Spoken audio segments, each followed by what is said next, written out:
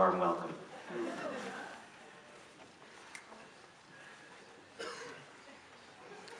So my first question is... I'm just kidding.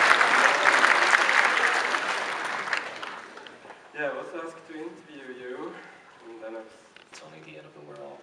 It's a smaller film that I made back home. But I made all of them home. Even John and Donovan was shot in Montreal with the family of people that I worked with.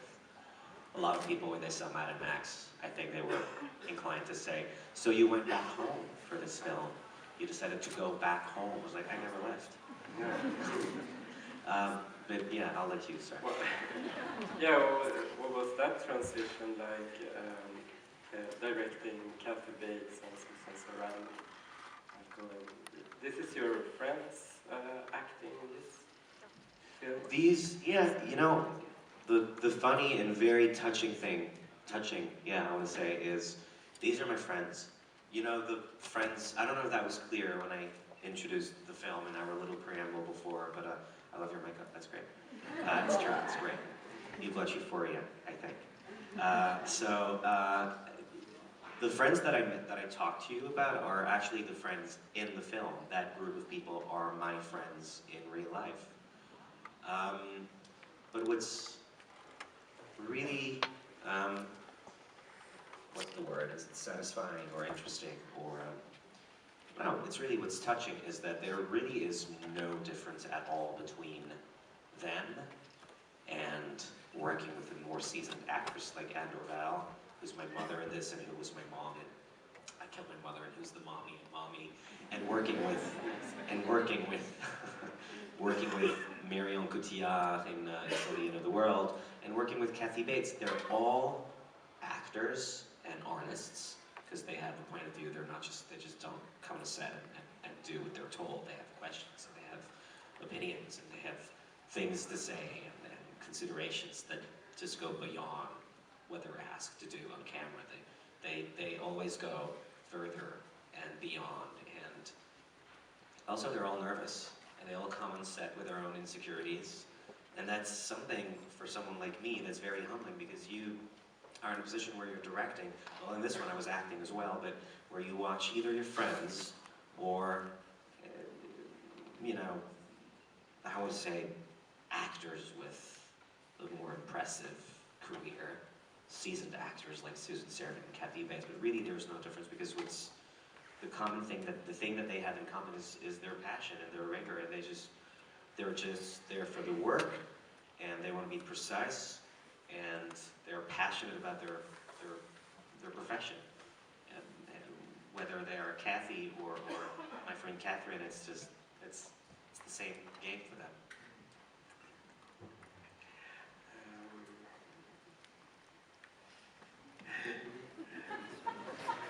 Yeah, Touch ID is tricky. I don't do Touch ID anymore because, yeah, my fingers are... I've actually, on John F. Donovan, I was so nervous that I actually lost, like, the skin covering my hands. It's disgusting, but now I have eczema, and so when I do Touch ID, it never works, and I get angry anyway.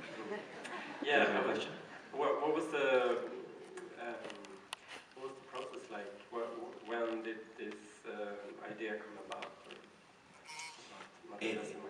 In a context that is pretty much similar to the premise of the film, which takes place in a cottage, on a cottage in the country with a bunch of friends.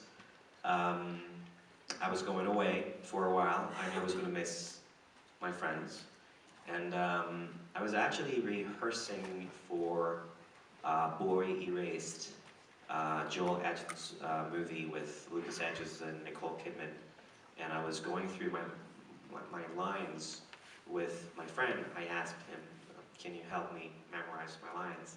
And so we were rehearsing, and it was a scene, you know, with a sort of tension between the two characters. And then I looked at my friend and I thought, huh, that's funny because yeah, he's an actor as well, but there was a sort of tension for a minute. Not a real tension, but we were acting, but it brought me to think, it prompted me to think, what would happen to this dynamic, this group dynamic, if suddenly you and I fell in love. And also he has a girlfriend who's, you know, my very best friend, so but it wasn't real, but that's when I had the idea and thought, what is that sort of incident which is, for me, small and rather anecdotal, but can get really important for a group of people who've known each other forever, and what can love do to friendship, and can both coexist. And then I left for Atlanta to shoot for a month, and wrote like the first 40 pages of Matt and Max. I think I really wanted to pay a tribute to my friends and tell them how important they were to me. I'm not gonna cry. But it does make me emotional because I really love them and I miss them right now. And so part of me wishes that they would be here answering questions and with me. But I wanted to tell them how important they were. And this is truly a movie about how friendship in the end, and now that you've seen it, I'm not going to ruin anything by saying that, but you know, by the time the movie ends, Max opens that door and he sees Matt, and really the only certainty that we have as the audience is we don't know whether he's going to go to Australia. That's up to you to decide. We don't know if they're going to try to be in a relationship. We don't know if they're going to just say, let's forget about all this and pick up where we left as best friends and brothers. You don't know anything about what's going to happen, but what you know is that they're still friends. And friendship has prevailed over romance, whether that is fortunate or not. So I wanted to make a movie about how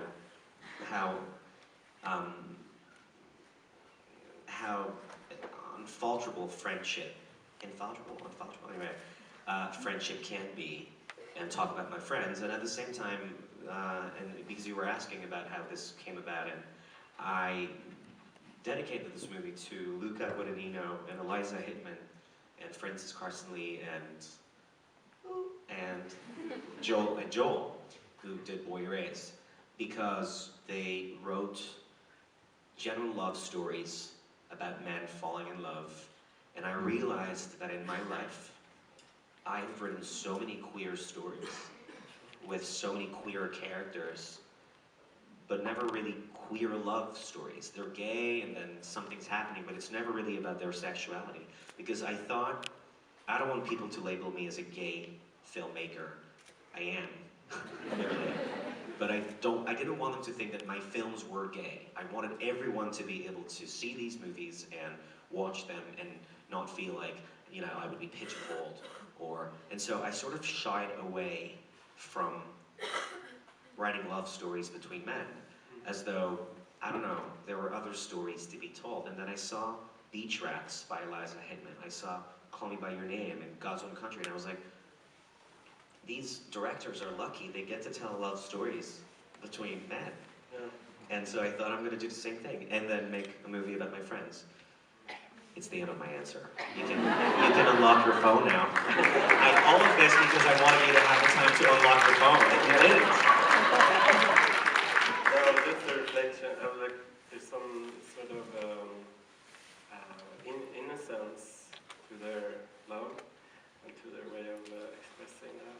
And I feel like Matthias is sort of inspiring that, because he's a bit introverted, and it's inspiring that in Max, which is more, I think, hurt maybe from his upbringing maybe, or his relationship with his mother. And yeah, there was something that I thought about your first film and this film that they had in common, that the film that they're making in this film, and the character in I Killed My Mother, it's like film. Which one? Which character? Wait, you're... Oh, the main character in I Killed My Mother. Hubert? Yeah, me with much more hair. Yeah. It's sort of, the film is a way of being your true self, or honesty to the world. You mean the short that they're filming in Matt and Max? Yeah. That reminded you of the video with Serbs and I Killed My Mother in black and white? That is very sincere in the video. Well, I think that the entire idea of that short film in Matthias and Maxime, and there was a time where people were like, why don't we end the movie on that film? Why don't we roll the credits and then show the short film? But then I was like, no, because the short film is too bad, and then it's gonna, you know, not that it had to be bad, but the thing about this movie is, and Erica, the sister, is very honest about who she is, and I think much more comfortable in her skin than Matt and Max. Yeah. And the fact that, you know, she makes that short film, and what happens next becomes their problem, becomes something huge. Which is sort of generational thing. It is generational, because for her, two men kissing is just, well, yeah, what's the problem? Well, the problem is that you didn't tell us that we had to kiss, and then it's this huge deal. But then when you meet their families, the mothers don't seem to mind. They watch the movie and they're all thinking, wow, great film. Even Matt's girlfriend is like, you didn't tell me you were in a short, that's great. And he's like, yeah. And so this movie is a problem, really, but for them.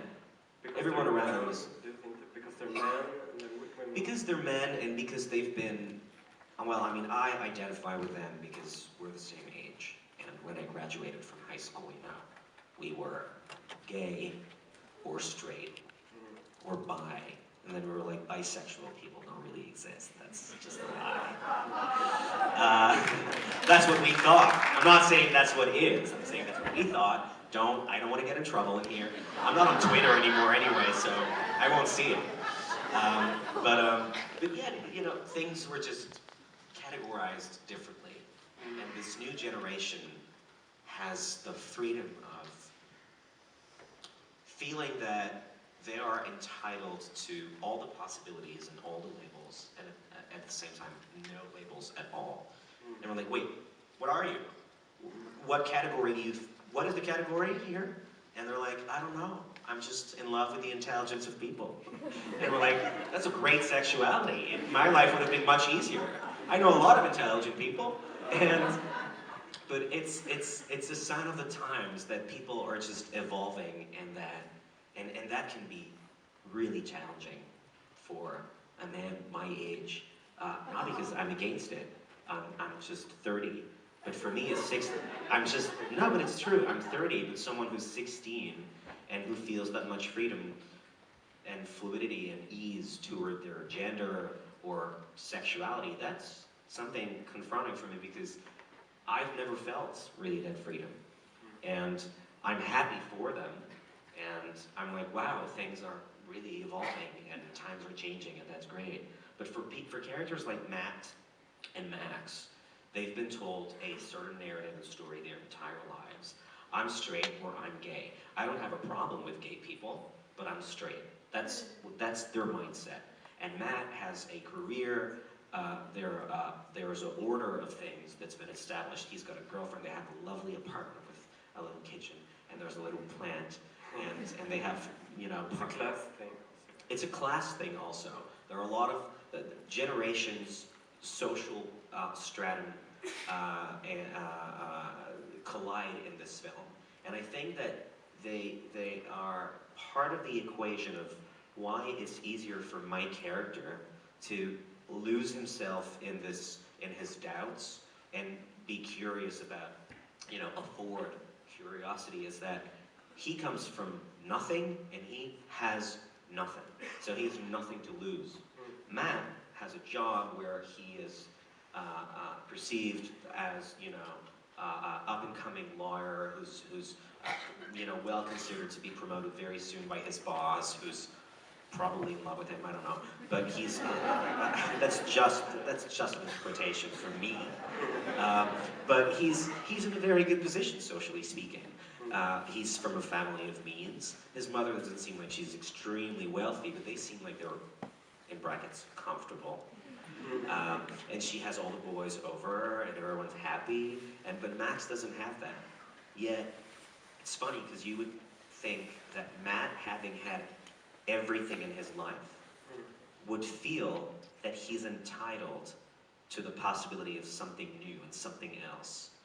And Max should feel that he's only meant for one thing, but somehow nothing has been granted in his life, not even his sexuality, so maybe a part of him is thinking, is that what's been wrong in my life? Maybe I should try something new. Whereas Matt cannot afford that newness.